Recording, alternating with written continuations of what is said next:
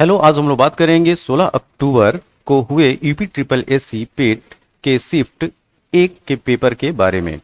और यहाँ पे जो पेपर आया है उसके 1 से लेके 100 तक जो भी प्रश्न आए हैं उन सारे प्रश्नों को हम देखेंगे और उनके उत्तर क्या होंगे इसकी हम बात करेंगे।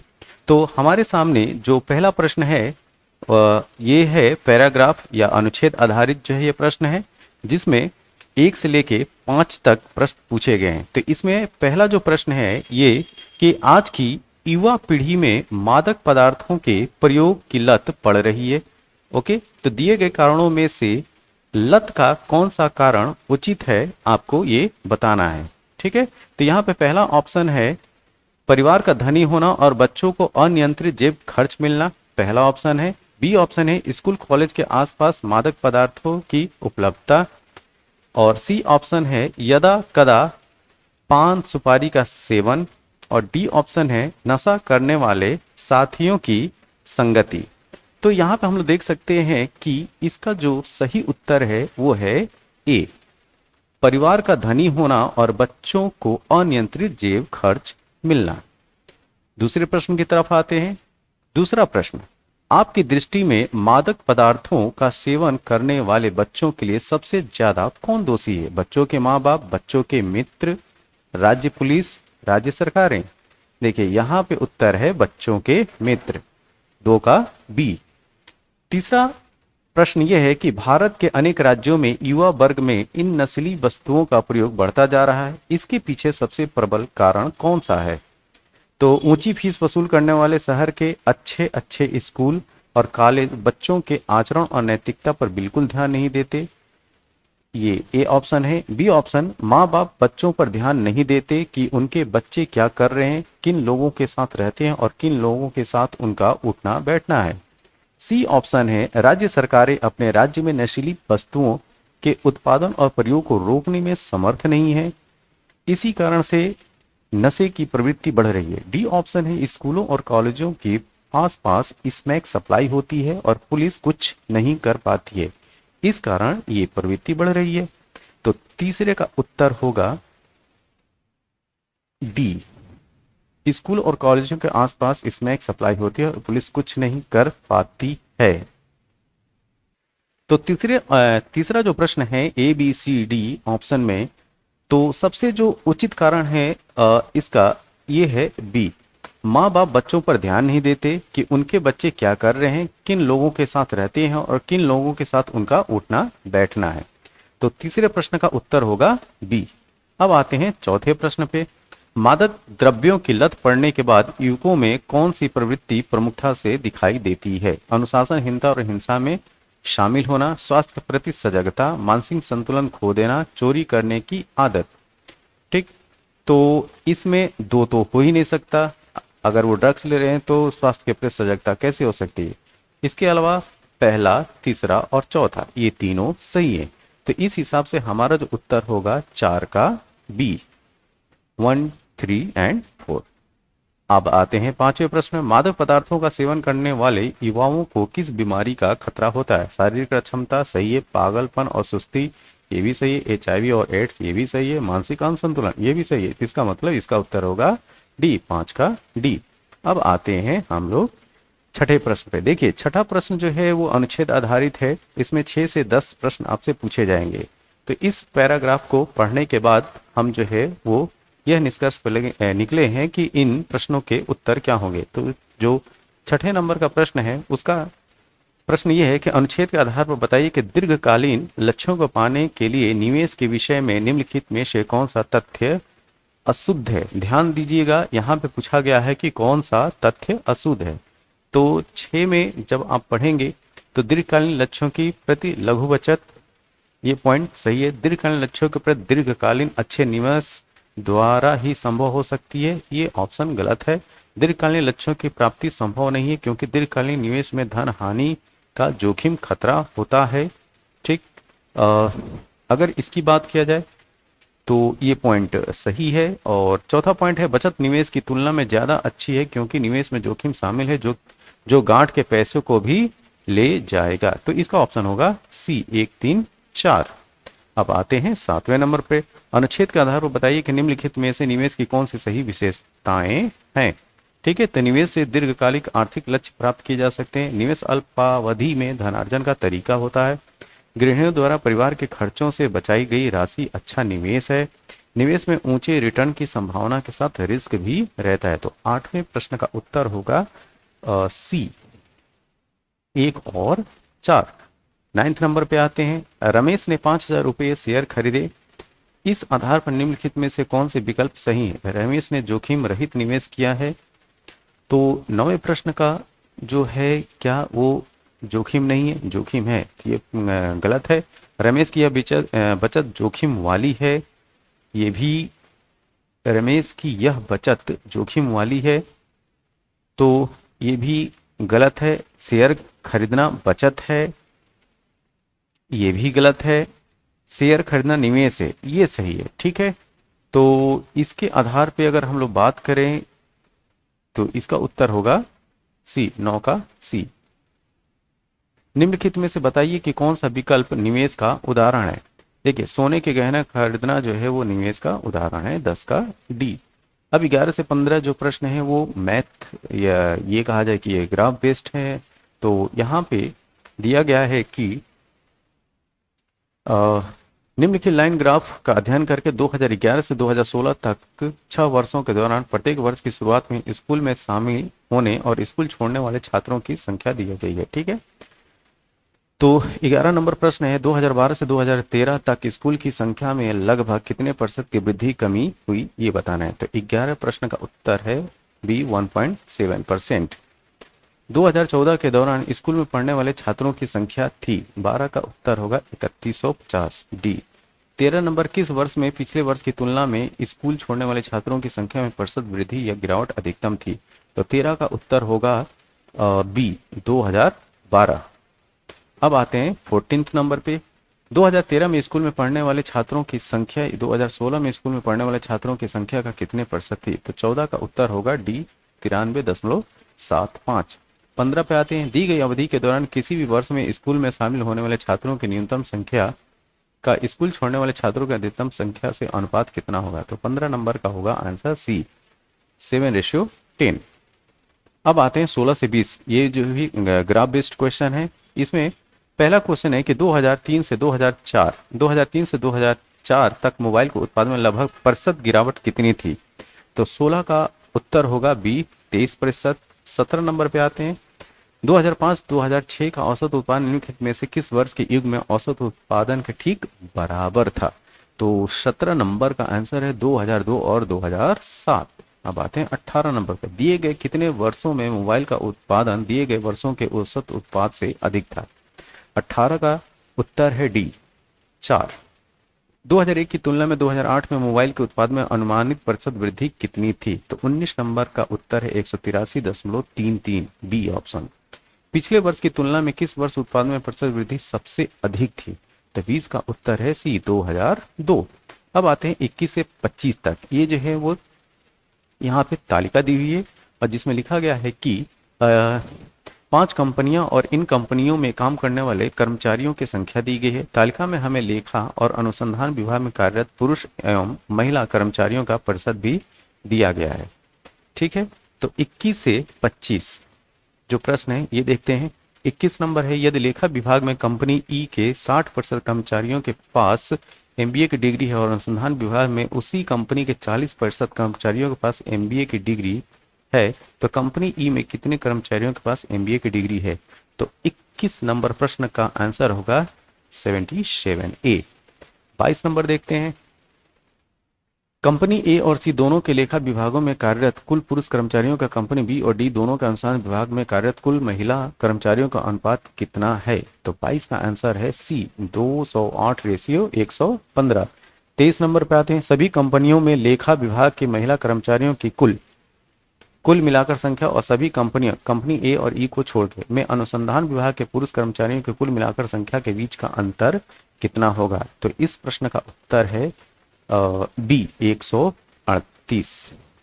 अब आते हैं 24 नंबर प्रश्न पे। लेखा विभाग में कंपनी बी की महिला कर्मचारियों की संख्या में अनुसंधान कंपनी सी के पुरुष कर्मचारियों की संख्या से अनुपात कितना है? तो 24 नंबर प्रश्न का उत्तर है 35:11।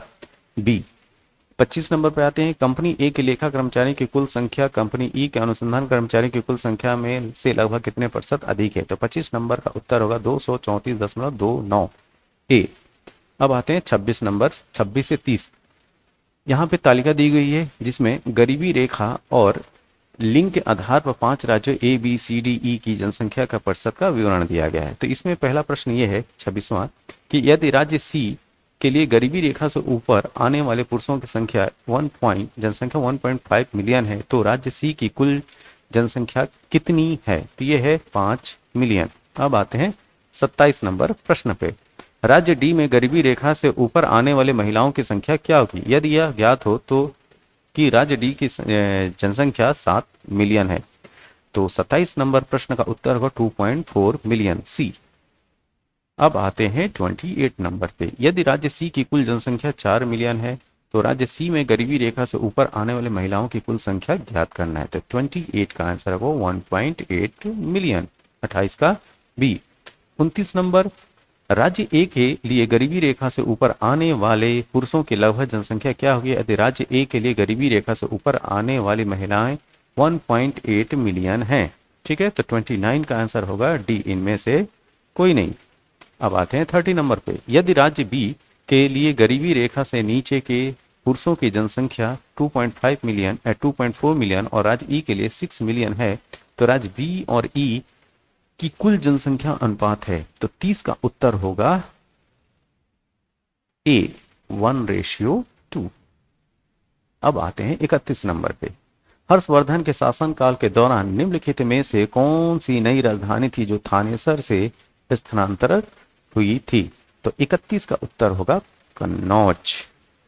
निम्नलिखित में से किस सेना की ताकत छापामार या गुरिल्ला रणनीति पे थी? तो ये जो टेक्निक थी वो मराठों की थी, ठीक है, ऑप्शन सी। हड़प्पा सभ्यता के दौरान डांसिंग गर्ल नर्तकी की कांस्य प्रतिमा बनाने के लिए तकनीक का इस्तेमाल किया गया था, ठीक है। तो यह तकनीक थी मोम लोपी ढलाई, ठीक है, डी। अब आते हैं 34 नंबर प्रश्न पे, गौतम बुद्ध को ज्ञान किस नदी के तट पर, ध्यान दीजिए, गौतम बुद्ध को ज्ञान किस नदी के तट पर प्राप्त हुआ? तो 34 का उत्तर होगा निरंजना। अब आते हैं 35 नंबर पे, निम्नलिखित में से किसे स्वदेशी आंदोलन का प्रमुख कारण माना जाता है? तो 35 का उत्तर है बी, बंगाल को विभाजित करने का निर्णय, ठीक है। अब आते हैं 36 नंबर, ब्रिटिश ने निम्नलिखित में से किस भाषा को भारतीय समाज में प्रस्तुत करने की उत्सुकता दिखाई?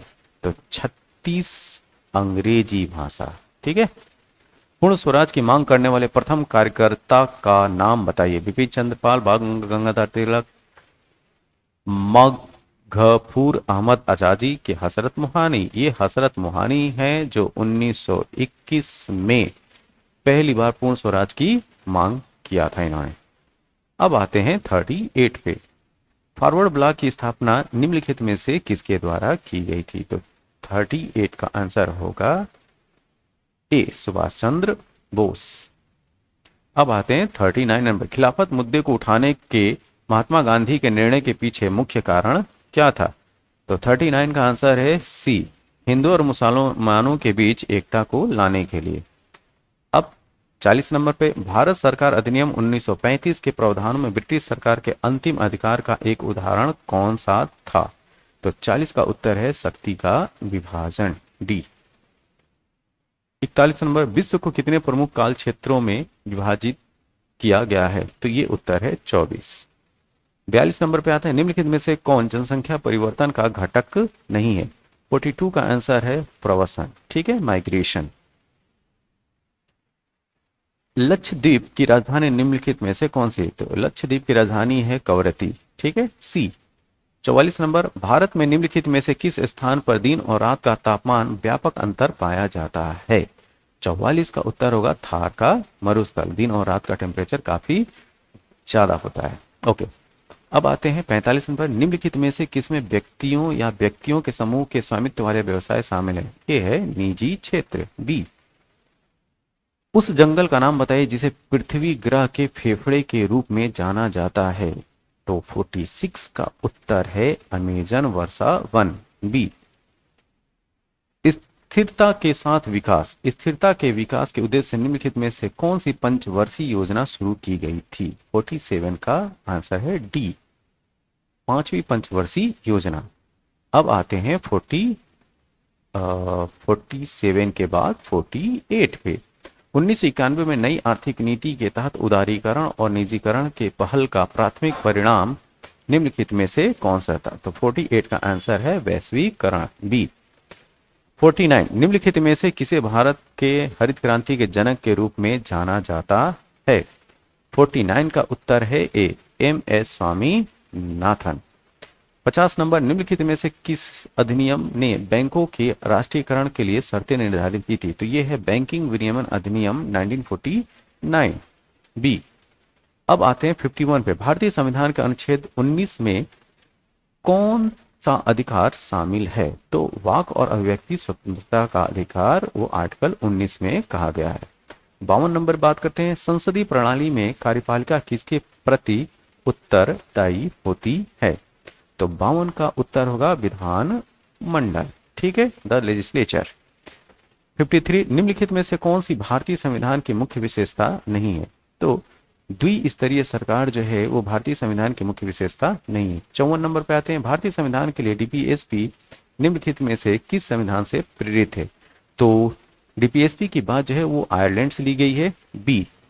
अब आते हैं 55 निम्नलिखित में से कौन सी एक रासायनिक अभिक्रिया नहीं है? पानी का भाप में रूपांतरण रासायनिक अभिक्रिया नहीं है, तो उत्तर हो गया डी, ये एक भौतिक अभिक्रिया है। पायरिया निम्न में से किसका रोग है? देखिए 56 पायरिया निम्न में से किसका रोग है? तो पायरिया जो है वो मसूड़ों का रोग है, मसूड़ों में से ब्लड आना प्रारंभ हो जाता है।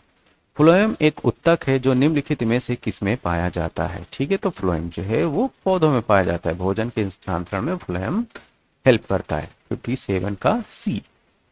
58 भारत की पंचायती राज व्यवस्था में कितने स्तर हैं? तो ये है 3 स्तर। 58 ए, एक हार्स पावर लगभग कितने वाट के बराबर होता है? तो 59 का उत्तर होगा सी, 746 वाट। ओके, 60 नंबर जो प्रश्न है वो मैथ से है, इसका उत्तर क्या होगा? ठीक है, तो 60 का उत्तर होगा सी, 2.35। 19 का कितना प्रतिशत? 7.6 है, तो ये है 40%, उत्तर सी। 61 का सी। 62 60 से 80 के बीच में सभी अभाज्य संख्याओं का औसत बताना है। 62 का भी उत्तर है 70.2 सी।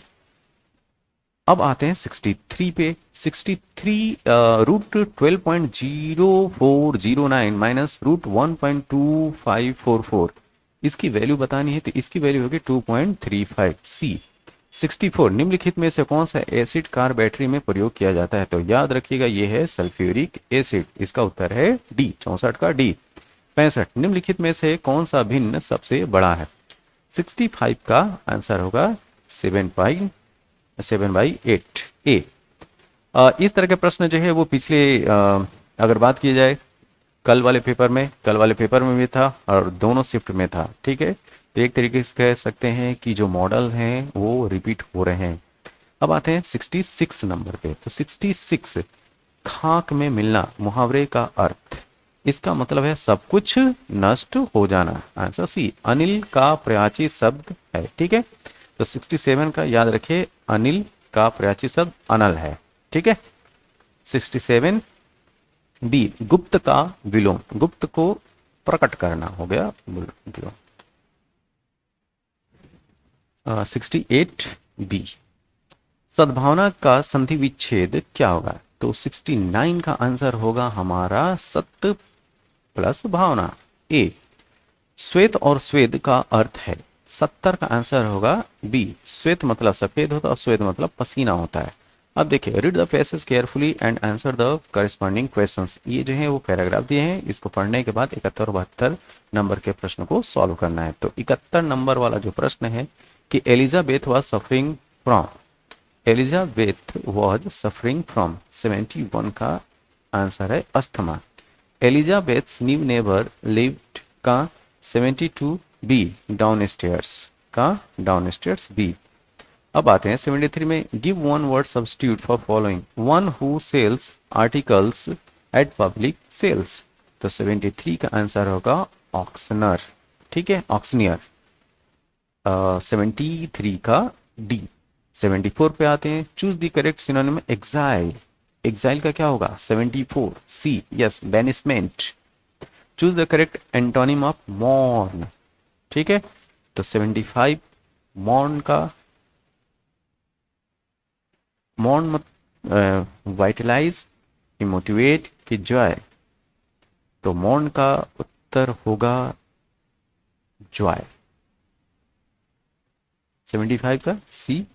अब आते हैं 76 पे, दोनों कथनों को पढ़ें और तय करें कि निम्नलिखित में से कौन सा उत्तर विकल्प इन दोनों के कथनों के बीच संबंध को सही ढंग से दर्शाता है। तो 76 का 76 का जो उत्तर होगा वो होगा डी, दोनों कथन एक और दो किसी सामान्य कारण के प्रभाव हैं।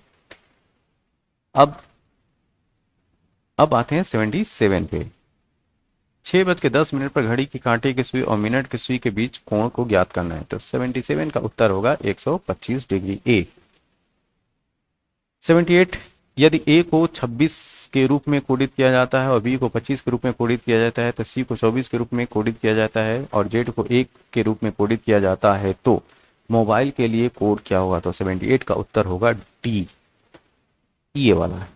द अनामालाई रीड टेल नाम की डैमजल फ्लाई की एक नई प्रजाति की खोज किस राज्य में की गई है? तो ये है आंसर केरल, सी।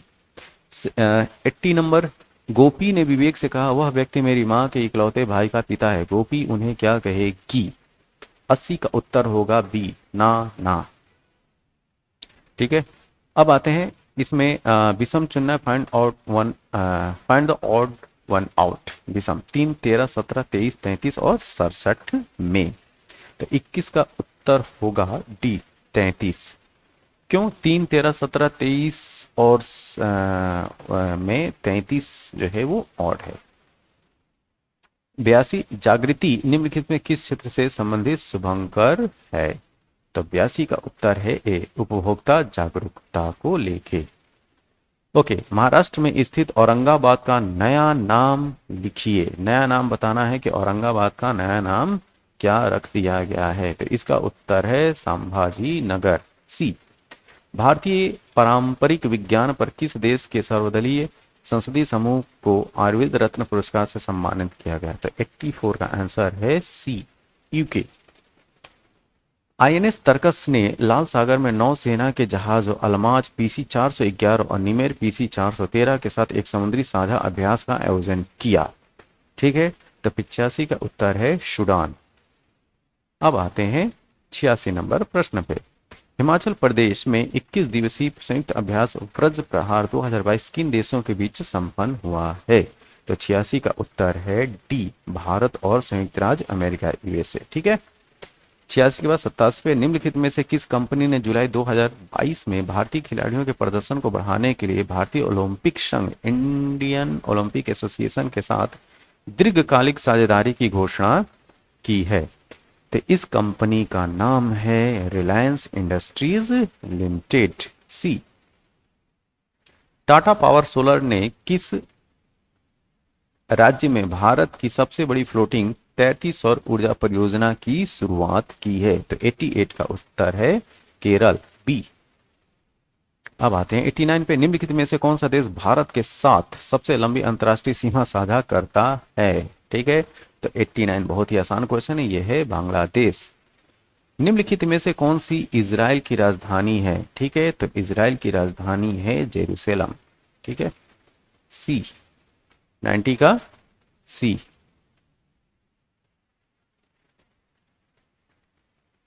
अब आते हैं 91 पे, डाक कर्मयोगी पोर्टल का उद्देश्य है? तो 91 का है आंसर ए, लगभग 4 लाख ग्रामीण डाक सेवकों की क्षमताओं में वृद्धि।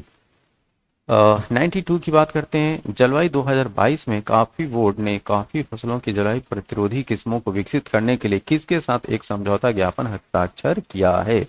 92 का है, ये है इसरो, 92 का ए। 93 पे आते हैं, किस दिन को भारतीय वायुसेना दिवस के रूप में मनाया जाता है? तो ये हमारे करंट अफेयर के वीडियो में अभी हाल में ही चर्चा किया गया था। ठीक है, तो 93 का आंसर है 8 अक्टूबर। और एक और चीज़ बता दें, भारतीय वायुसेना की स्थापना जो है 8 अक्टूबर 1932 को हुई थी।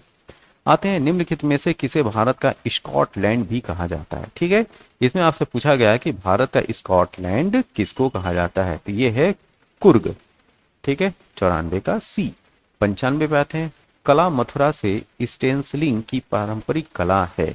ठीक है, तो 95 का उत्तर है सांची। बी, निम्नलिखित में से 2014 में बनाया गया भारत का 29वां राज्य कौन सा है। ये बहुत ही आसान सा प्रश्न है, तो 96 का उत्तर है सी। ओके, निम्नलिखित में से किस राज्य में विधान परिषद है। इनमें से आपको बताना है कि किस राज्य में विधान परिषद है। तो कर्नाटक में विधान परिषद और विधानसभा दोनों है। ठीक है, उसका उत्तर है ए, कर्नाटक। 97 का ए। अब आते हैं 98 पे। वायुमंडल में ग्रीन हाउस गैसें पृथ्वी के अधिकांश उत्सर्जित को अवशोषित करती हैं, जो निचले वायुमंडल को गर्म करती हैं। ठीक है, तो कैसे गर्म करती है, इंफ्रारेड रेडिएशन के तौर पे, अवरक्त विकिरण के तौर पे। आंसर होगा 98 का ए। अब आते हैं 99 पे। वॉलीबॉल निम्नलिखित में से किस देश का राष्ट्रीय खेल है। तो वॉलीबॉल जो है राष्ट्रीय खेल नेपाल का है। ठीक है, निम्नलिखित में से किस व्यक्ति ने प्रसिद्ध पुस्तक the story of my experiment with truth लिखा है। ये भी आसान क्वेश्चन है, ये महात्मा गांधी द्वारा लिखी पुस्तक का नाम है। तो ये हमारे पास जो है 1 से लेकर 100 तक प्रश्नों का जो है वो सोल्यूशन था। अगर किसी प्रश्न में त्रुटि होगा तो वो हमें बताइएगा। ठीक, हमने जो है सटीक उत्तर देने की भरपूर कोशिश की है। ओके, मैं आशा करता हूँ कि आप लोग को ये मेरा वीडियो अच्छा लगा होगा। ठीक है, अपने कमेंट जरूर कीजिएगा। तब तक के लिए धन्यवाद। Thank you.